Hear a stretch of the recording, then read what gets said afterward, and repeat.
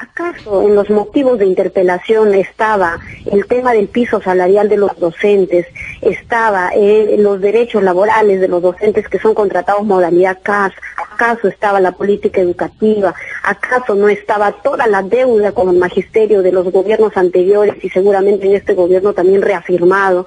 Y entonces no eran esos los motivos, eran simplemente dos motivos concretos: el tema de los panamericanos, ¿no? La demora en la organización de los Juegos Panamericanos y la compra de computadoras. Ojo que nosotros siempre dijimos que obviamente en nuestro rol de fiscalización debemos fiscalizar y se debe investigar y llegar al fondo del asunto y saber si esta señora Vilca, que fue contratada no en este periodo, sino hace 20 años, ¿no? Y que ha recorrido partido tras partido ocupando un cargo tan importante como, por ejemplo, para dar licitaciones, para ser la encargada de las adquisiciones dentro de los ministerios. Ojo, se tiene que investigar, pero para nosotros nos parecía más bien un tema que en el fondo ni siquiera era eso. Primero, para empezar, ¿no? El fujimorismo, ¿con qué autoridad moral va a hablar de corrupción cuando desde el gobierno de el señor Fujimori la corrupción se ha ido enraizando de manera sistemática en nuestro país y hasta ahora existe y permanece porque tienen cuadros, tienen funcionarios operando desde ahí y además una red de universidades privadas vinculadas con congresistas con nombre propio dentro del fujimorismo?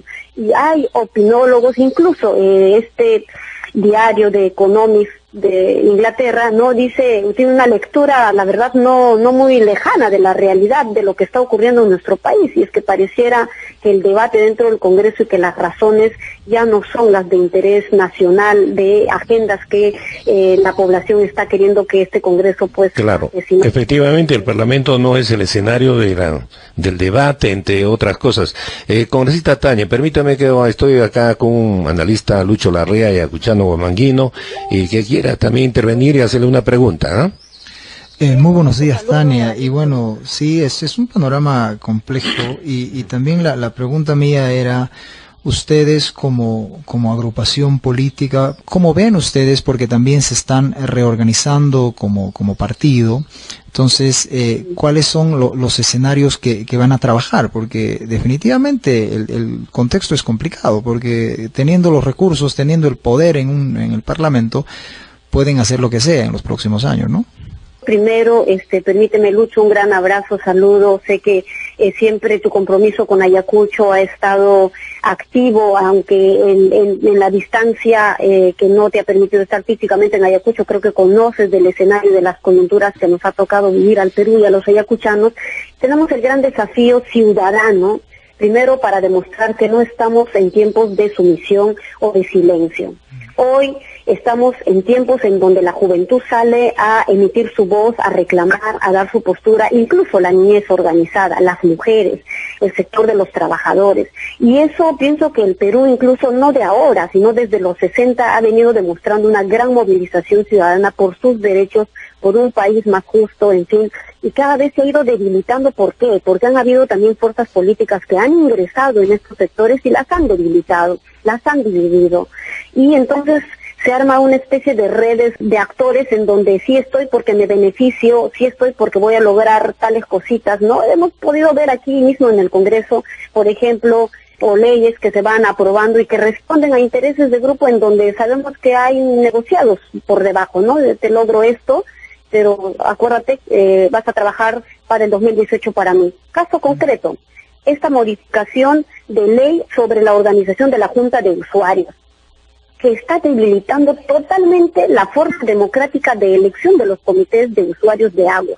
Yo estuve este fin de semana en el evento que organizó Judra por su 16 aniversario y les presenté la ley que se aprobó y se aprobó por la mayoría fujimorista, porque en eso también nosotros nos retiramos con varias otras bancadas, porque no estábamos de acuerdo. ¿Qué pasa? Por ejemplo, para legitimar una asamblea general de las juntas de usuarios, bastaría con cualquier número de participantes y de asistentes en la segunda convocatoria.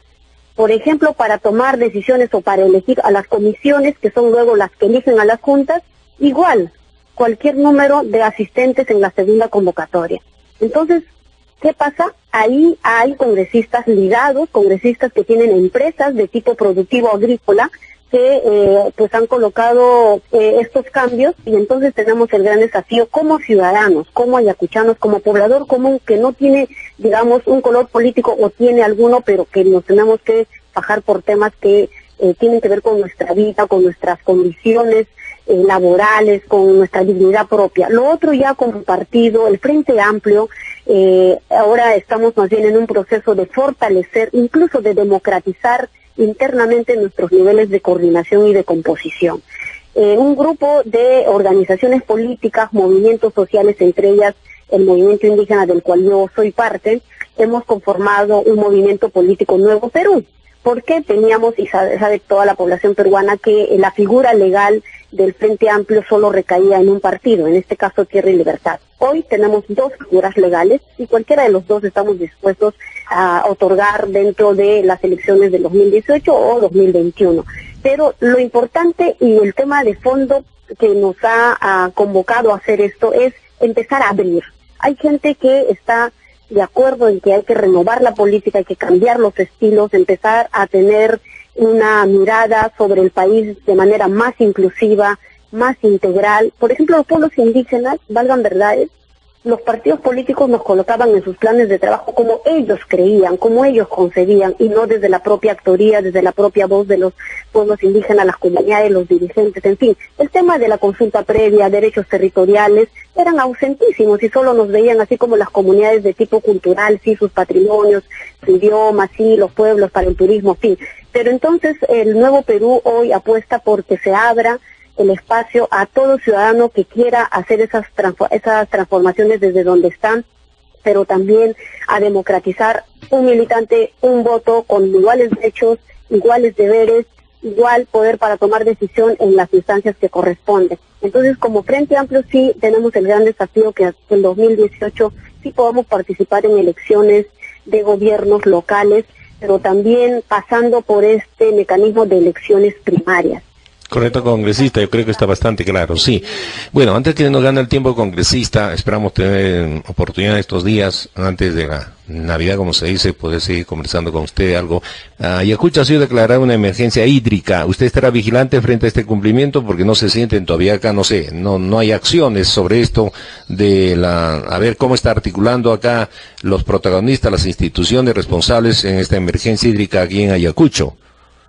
Sí, mira Mario, después de nuestra incidencia, nuestra reiteración al ministro de Agricultura para que Ayacucho sea considerado dentro de las zonas de emergencia, sí me preocupa que en Ayacucho distintas autoridades como Dirección Regional de Agricultura, INDECI, el mismo gobierno regional, no puedan tener capacidad de convocatoria inmediata para cómo respondemos a mitigar un problema que está ya en nuestras vidas diarias. Exacto. No tenemos aguas en zonas... Ya deberían estar trabajando, ¿no le parece?